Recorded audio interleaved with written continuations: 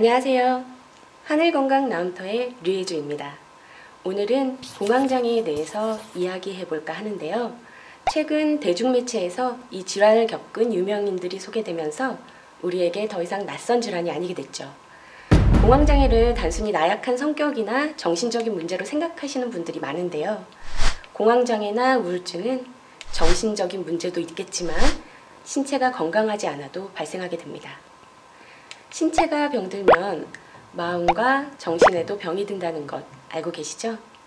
이 점을 유의해서 공황장애의 증상과 원인, 그리고 개선 방법까지 같이 알아볼까요?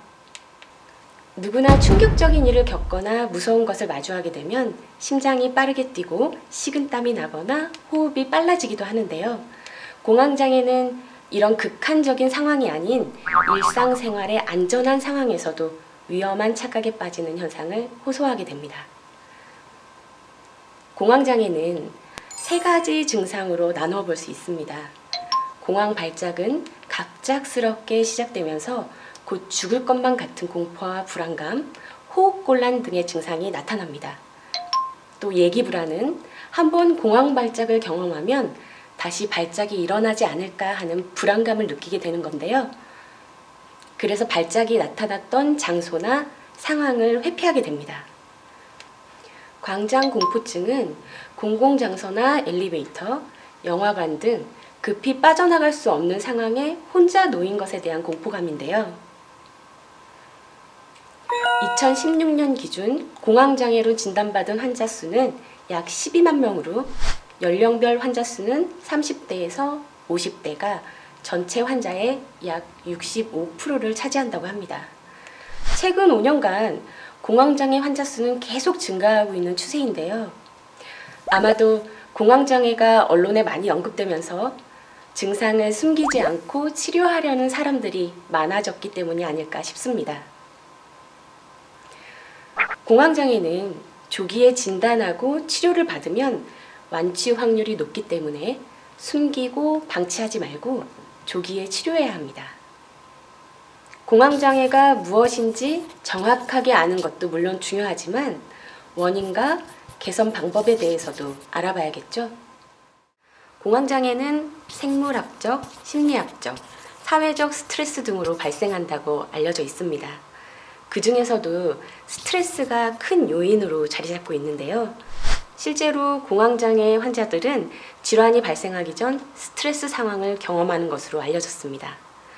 스트레스를 과도하게 받게 되면 정서적으로 불안과 갈등을 느끼게 되는데요. 자율신경계의 긴장을 초래해서 심장 박동수가 증가하고 혈압이 상승하고 또 땀이 나기도 하는 등 정신적, 신체적인 기능장애나 질환을 유발하게 됩니다. 이렇게 공황장애 같은 정신적인 문제의 첫 번째 근본 원인은 스트레스입니다. 음양오행의 기운 중 스트레스와 관련이 깊은 장부는 바로 상화기운인데요. 스트레스로 인해 이 기운이 약해지면 불안하고 초조함을 느끼게 됩니다. 상화기운은 스트레스를 받거나 심리적 문제가 있을 때, 자기 비하를 많이 할 때 약해지게 되는데요. 특히 상화기운은 오행의 기운들 중 중심이 되는 기운이라서 상화기운이 약해지면 다른 기운들도 같이 약해집니다. 다른 기운들 중 기혈막힘이 더 심한 것과 같이 영향을 받게 되는데요. 예를 들어 상화기운과 목기운이 약해질 경우 폭력적인 성향으로 변할 수 있고, 또 수기운과 상화기운이 같이 약해지면 부정적인 생각을 하게 되고 무서움이나 공포감이 더 심해질 수 있습니다. 공황장애의 두 번째 원인은 수기운이 약해졌기 때문입니다.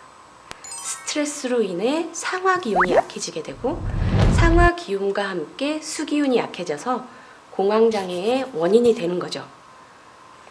사람마다 누구나 약간의 무서움과 공포감이 존재할 수 있지만 그것들이 공황장애 같은 질환으로 이어지지는 않습니다.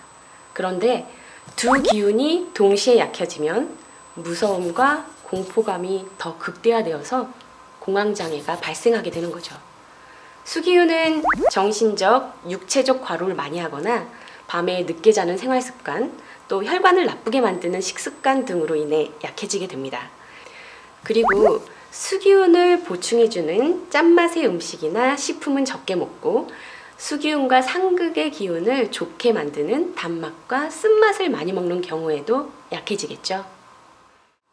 지금까지 공황장애의 원인에 대해서 이야기해 봤는데요.